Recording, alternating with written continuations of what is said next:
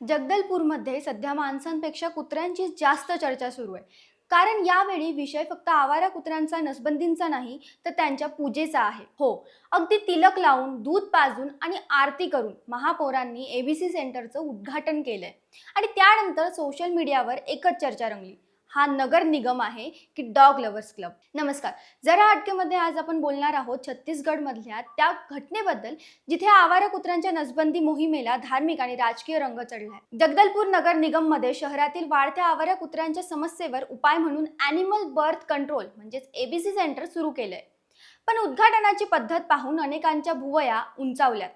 महापौर संजय पांडे आणि इतर जनप्रतिनिधींनी कुत्र्यांना तिलक लावला, दूध पाजलं आणि पूजा करून मोहिमेची सुरुवात केली. व्हिडिओ व्हायरल झाला आणि मग सुरू झाली राजकारणाची खरी एंट्री. काही लोक म्हणाले किमान प्राण्यांवर प्रेम तरी दाखवत आहेत, तर काहींनी थेट खिल्ली उडवत लिहिलंय प्रदेशातील पहिलं डॉग लव्हर निगम. काँग्रेसने तर या संपूर्ण प्रकरणाला हास्यास्पद म्हणत महापौरांवर जोरदार टीका केली आहे. विरोधक म्हणाले, जर रोज पूजा करायची असेल तर डॉग हाऊस बनवा, कुत्र्यांची मूर्ती ठेवा आणि रोज दूध पाजा.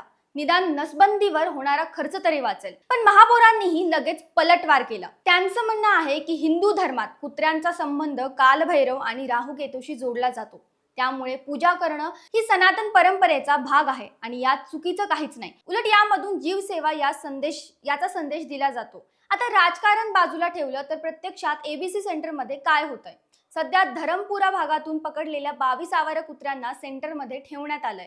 तिथे त्यांची नसबंदी, डिवॉर्मिंग आणि रेबीज लस दिली जाणार आहे. उपचारानंतर 3 दिवस निरीक्षणाखाली ठेवून त्यांना पुन्हा त्याच परिसरात सोडलं जाणार आहे. म्हणजेच उद्देश कुत्र्यांना हटवणं नाही, तर त्यांची संख्या नियंत्रणात ठेवणं आणि नागरिकांची सुरक्षितता वाढवणं आहे. या मोहिमेत स्ट्रेस ए फाउंडेशन सुद्धा सहभागी आहे. त्यांच्या सदस्याला निगराणी समितीत ठेवण्यात आलंय, जेणेकरून प्राण्यांवर कोणतीही क्रूरता होऊ नये. नगर निगमचं लक्ष आहे दर महिन्याला जवळपास 500 आवारा कुत्र्यांची नसबंदी आणि लसीकरण करणं. यासाठी 1100 हा टोल फ्री नंबरही सुरू करण्यात आलाय. पण प्रश्न असा आहे, समस्या सोडवण्यासाठी धार्मिक प्रतिमा वापरणं योग्य आहे का? की सोशल मीडियावर व्हायरल होण्यासाठी अशा गोष्टी केल्या जातात?